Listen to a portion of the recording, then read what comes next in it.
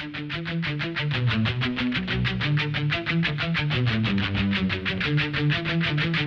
out of the woods and throws a little shade. Recently, in an interview with Christiane Amanpour, a CNN reporter, she says that the reason why she lost the election, again, I can't believe we're still rehashing this last election, but the reason why she lost was because of WikiLeaks and the Comey letter. It wasn't a perfect campaign.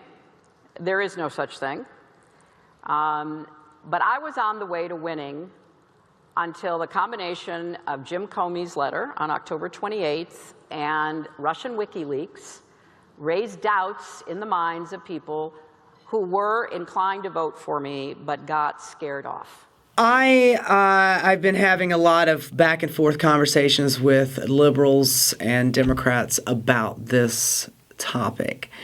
And it's starting to get a little frustrating because Hillary and I don't want to call them the inside the Beltway Democrats, they are not willing to admit any culpability for this loss. It's misogyny. It's the Comey investigation. It was WikiLeaks. It was Russia.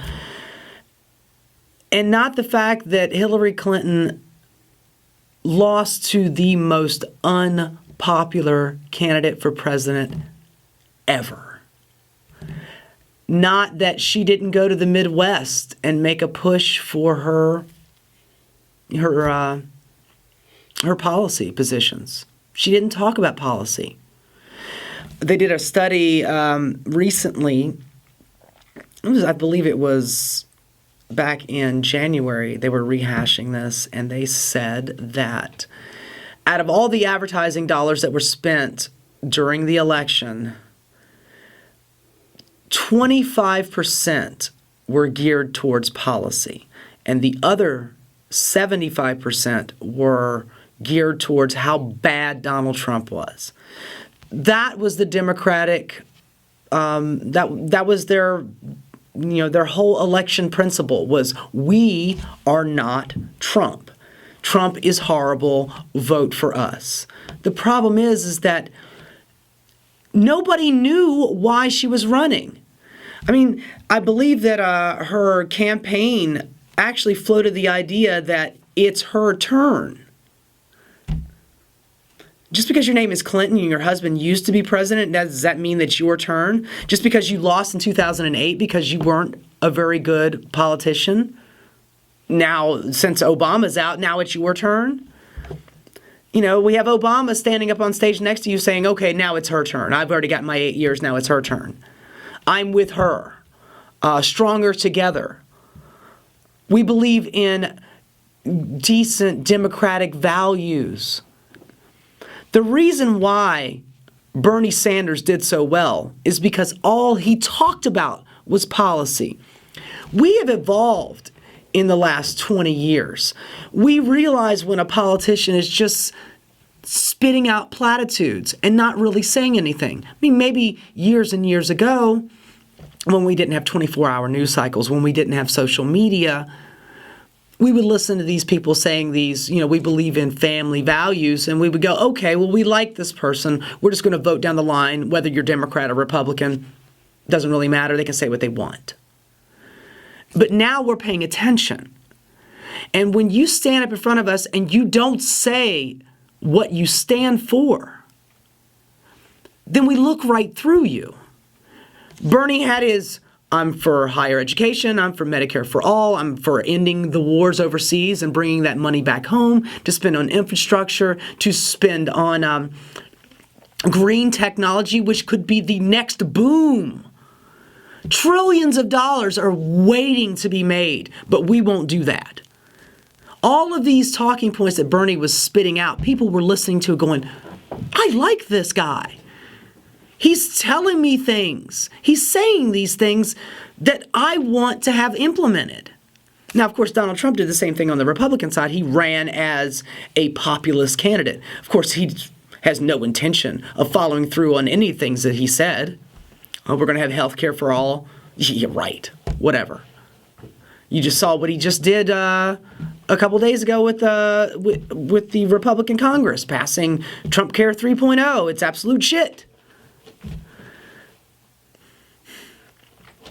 When you are a politician and you do not talk policy,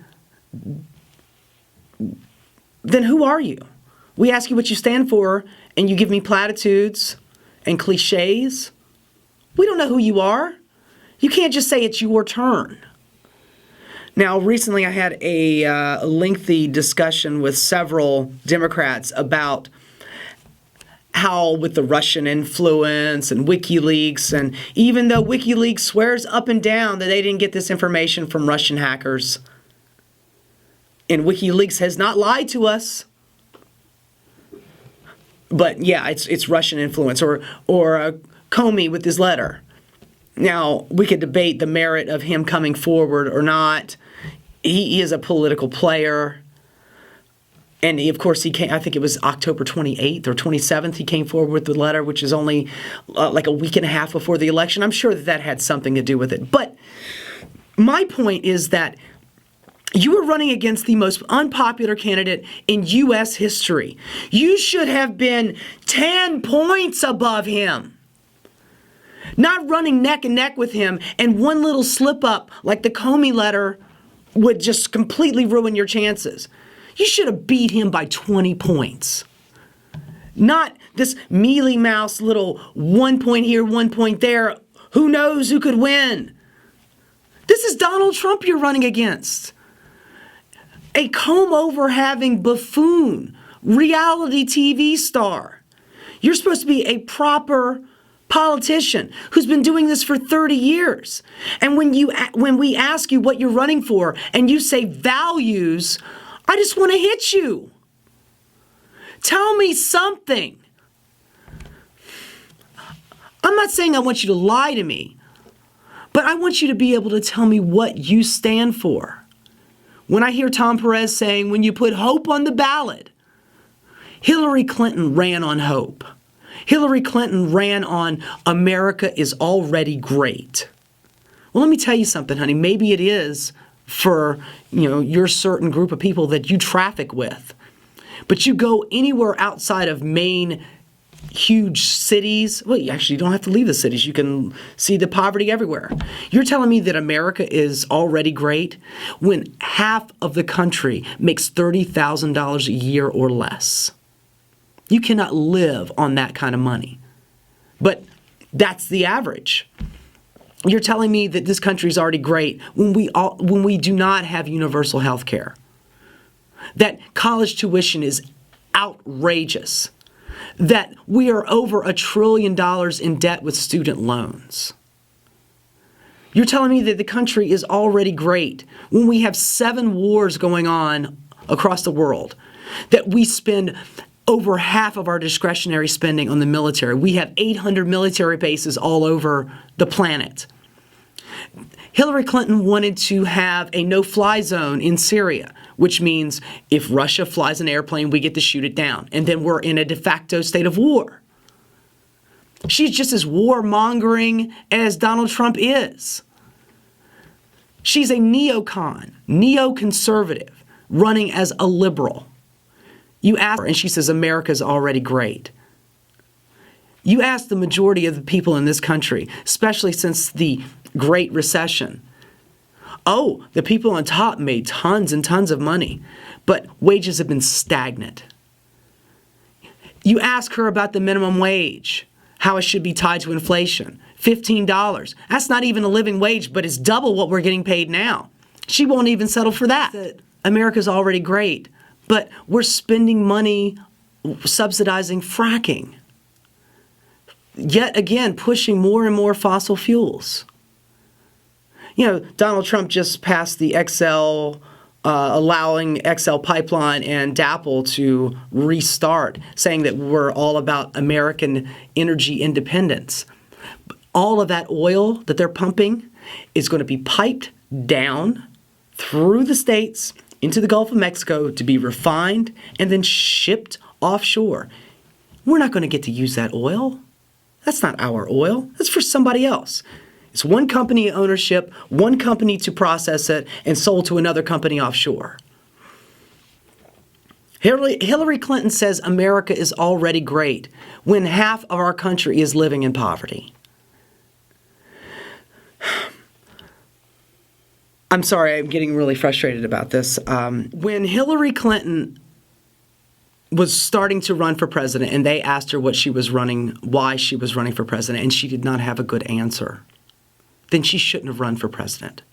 When you ask Bernie Sanders why he was running for president and he spits off 7, 8 of his top points like that, means he has a reason to do it. There's a reason why he's running for president. The reason why he wants to lead us in a different direction. He wants to do things for us.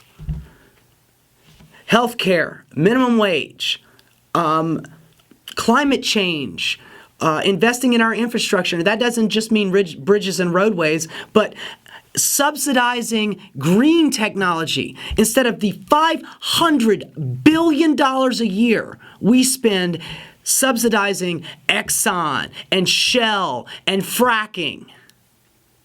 That's the money we put in. We put money in corn. We don't subsidize broccoli. It's better for you. No, we subsidize corn.